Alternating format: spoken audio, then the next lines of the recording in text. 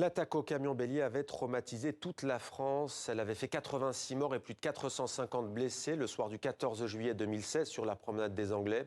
À la veille du verdict de ce procès, la Cour d'assises de Paris a donné la parole aux accusés. Des peines de 2 à 15 ans ont été requises par le parquet. On retrouve au tribunal Sophie Neumeyer.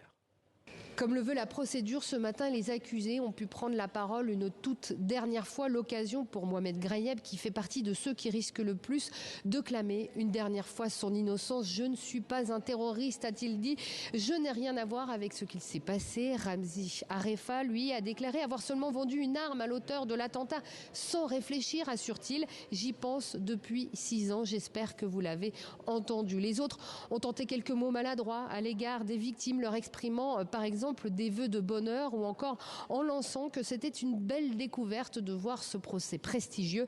Des mots qui ont provoqué la colère de certaines parties civiles. Elles jugent ces propos indécents.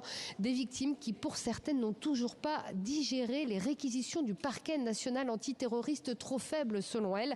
2 à 15 ans de réclusion réclamés par les avocats généraux à l'encontre des 8 accusés. Ils ont rappelé qu'aucun ici ne doit être condamné comme s'il était l'auteur direct de l'attentat. La Cour s'est maintenant retirée. Elle doit répondre à 81 questions pour aboutir à sa décision.